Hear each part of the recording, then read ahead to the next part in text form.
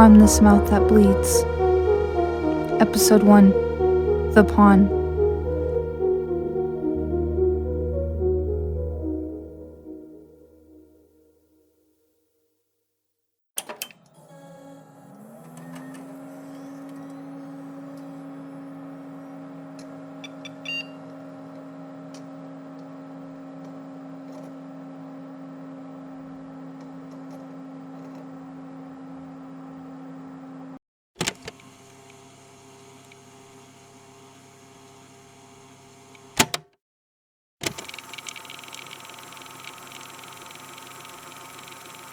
Maintenance Log Number 1. Pilot First Lieutenant Lorelei Reeves. Identification Number 7753. Recording from Combat Unit Acheilus.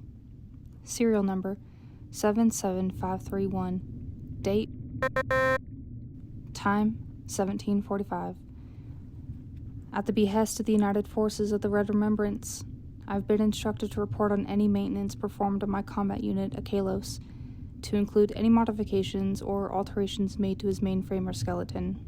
Any damages occurred during combat or otherwise necessitates a mandatory report as well. Incident report. Caudal fin caught on the mouth of Sea Cave number 0413, approximately 410 clicks east from the Thusa Trench. Acheilus had wanted to investigate and scan for any signs of corruptions. Top of fin bent and nearly torn off, but I was able to repair with the welding kit. No other damages reported. Acheilus and recording. Upload to UFRR Internet Cloud.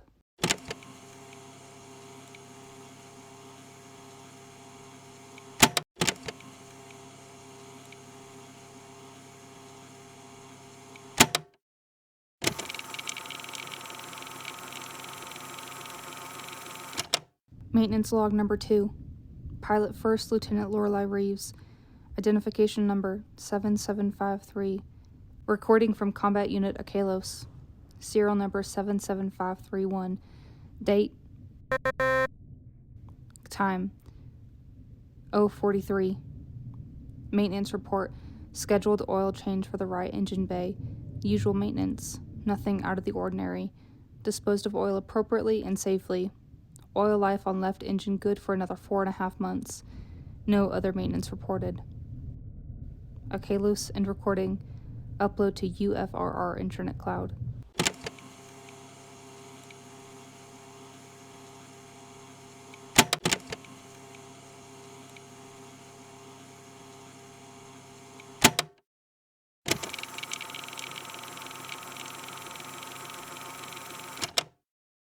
Maintenance Log Number 3. Pilot First Lieutenant Lorelei Reeves. Identification Number 7753. Recording from Combat Unit Acheilus. Serial Number 77531. Date Time 22:31. Maintenance Report. Acheilus blew head gasket. Again. What? You don't have to be embarrassed. It happens to everyone. Boy, I'm not trying to embarrass you. I have to do this for your records. Anyway, I contacted Sister Base Lambda to see if they had a replacement gasket that would fit Acheilus' engines. They did not, but were kind enough to search the equipment database to see if any other nearby bases had the replacement parts required for repair. Of course, the only base that have the parts I need are Sister Bases Omicron, Epsilon, and Omega, all over in the Arctic region and ultimately all too far away. Base Alpha does have these parts, obviously, but I'm still in the middle of my current assignment. Returning is not a possibility. Acheilus' injury is not yet mission critical. We will continue forward. Acheilus, stop recording. Upload to UFRR Internet Cloud.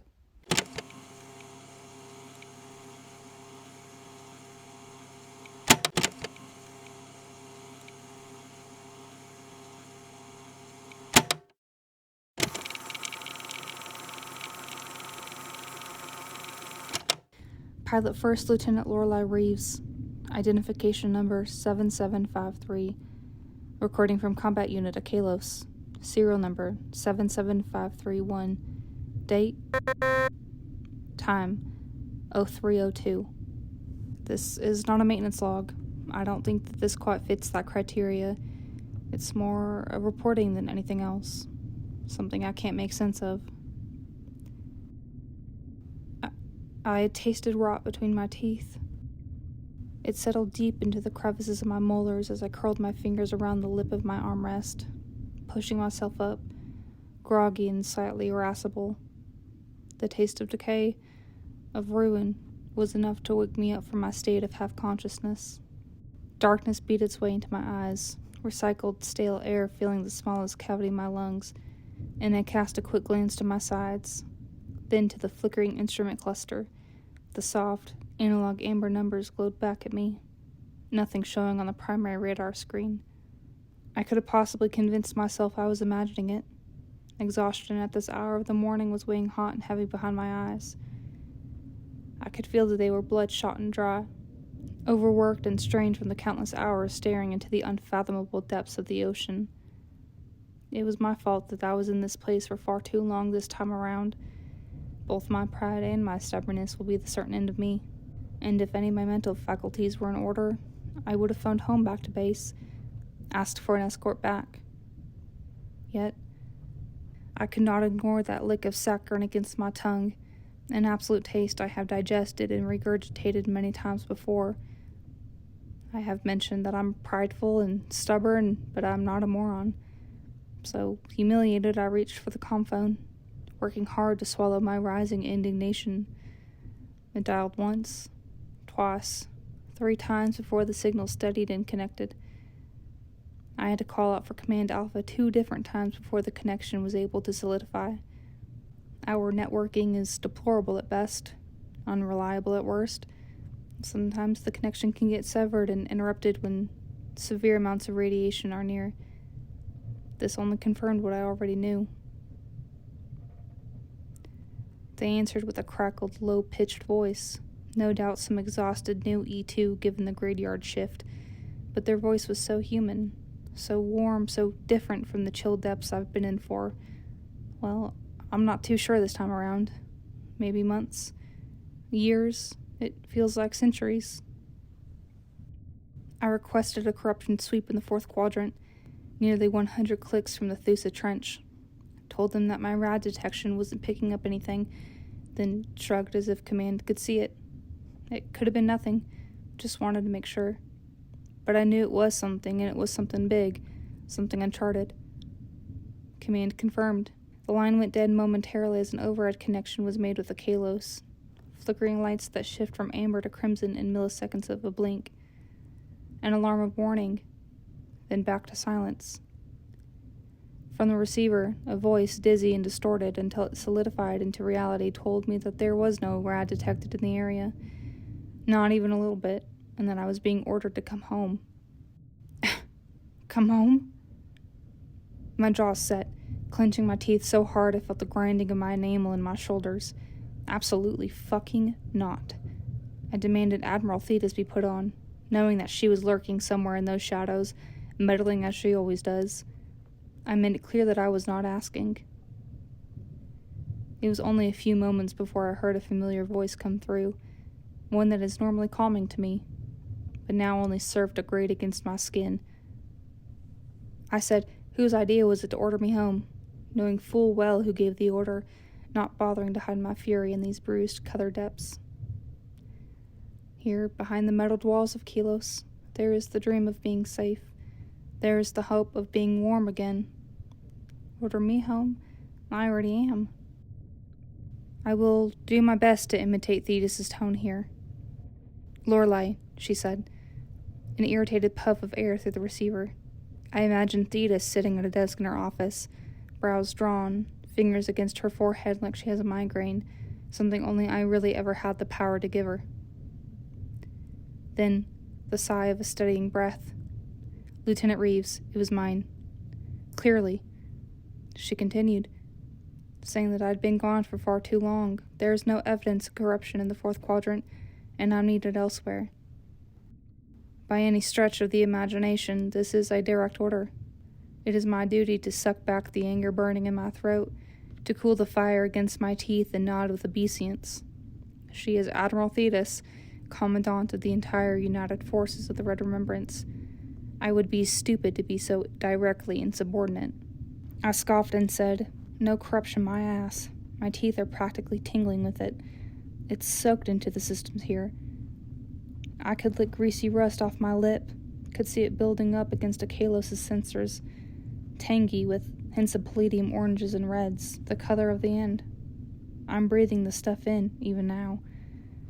I said that just because Acheilus hadn't picked up on it didn't mean that any living creature here wouldn't. Didn't mean that it wasn't there. Thetis was patient. Thetis is patient. Patient in all things, even in mouthy, disrespectful pilots. And then she said, "But you forget that Acheilus is not yet finished." The implications of that statement still hangs hot and heavy over my shoulder, and Thetis knew how deeply it cut. She let it sit, let it simmer. The worst thing about Thetis is that she doesn't feel the need to fill in the silence. She doesn't mind sitting and being uncomfortable, listening to each other breathe across hundreds and hundreds of miles of ocean. I could imagine a self-satisfactory smirk ghosting across her mouth when I was the one who broke and hurried to fill the silence with a rambling unbecoming of me. Incredible. I've been in direct combat, seen the worst that the remnants of humanity have to offer, nearly died on a dozen different occasions, and still I am reminded that I'm a young girl of only 23 compared to Thetis' 55. I have not yet learned how to be uncomfortable with myself. In another lifetime, I like to imagine that I'm not so young. I like to imagine that I hold myself straighter than I do here. My shoulders broader, my smile more confident and beautiful. In another lifetime, I think that it would be nice to awake and not taste grief against the roof of my mouth. I tasted it then as I explained to Admiral Thetis that I knew what I was talking about. "I'm not crazy." And then softer, quieter, I said, and it chafed me to admit, but I said I hadn't forgotten. Thetis told me she knew I wasn't crazy, that I was just more sensitive than most, hungrier than most. I could hear her shuffle around her desk, scribbling quickly down a note. She said, "Patience in all things, girl. Come home," and then hung up. Fuck. The worst thing is waiting. Patience in all things, but impatience lies thick under my skin, burrowing into my bones. It makes me anxious, makes me dangerous. Annoyance flickers briefly across my chest before I sequester it away somewhere dark and quiet. Thetis was right about him not being finished, even if it was a low blow. The Admiral, to her benefit, didn't take the obvious dig at his age, which is old.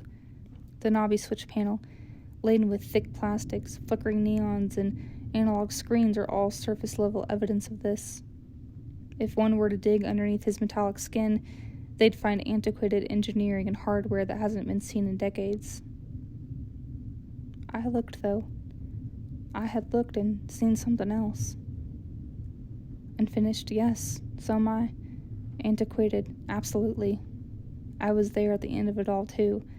But Acheilus has potential, has a greatness that I took stock in. He is hungry, just like me. It had helped, too, that I'm the only one he woke up to. Under my fingers he had come to life, whirred and buzzed, opened and shut his great maw, and awaited instruction. I feel my chair underneath me, well worn, the stitching fraying at the edges but entirely suited to the contours of my body after years of use. Rubbing the cloth of my seat between my fingers, I understand that it's me, my ship, and the endless ocean stretching out in front of me. I remember the end. I remember everything after, too. Acheilus, set the coordinates for base Alpha. We're going home. Attaboy. Acheilus, stop recording. Store to mainframe.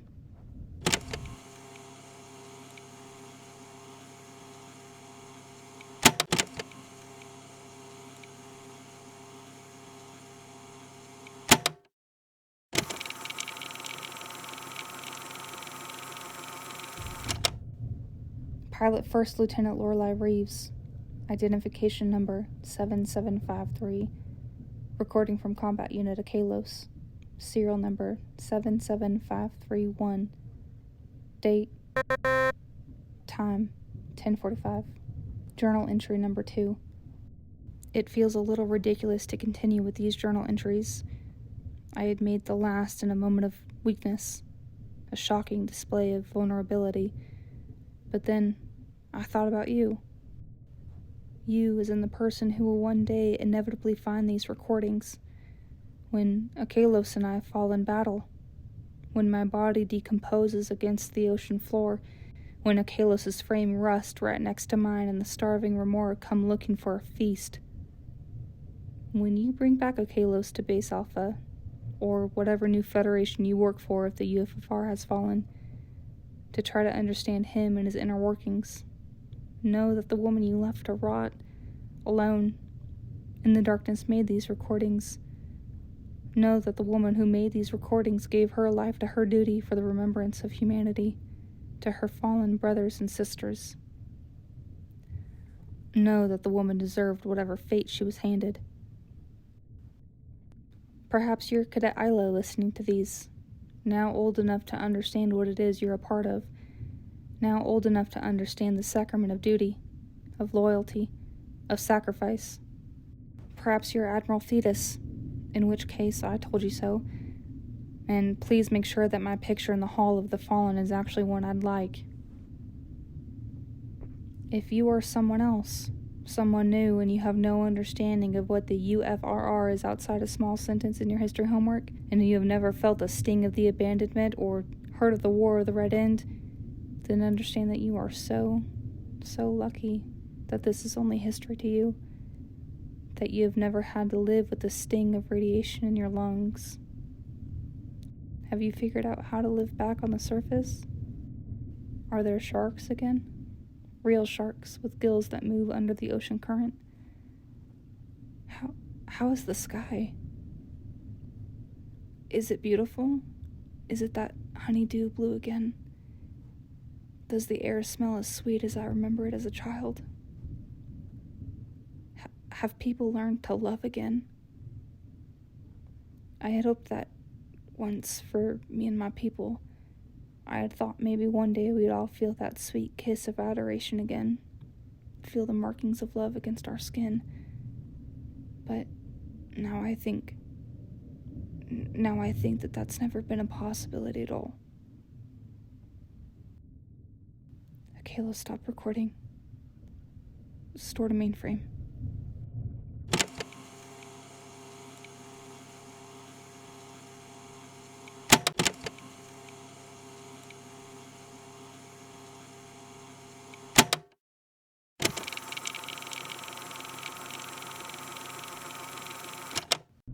Pilot First Lieutenant Lorelei Reeves, identification number 7753, recording from Combat Unit Acheilus, serial number 77531, date, time, 0000.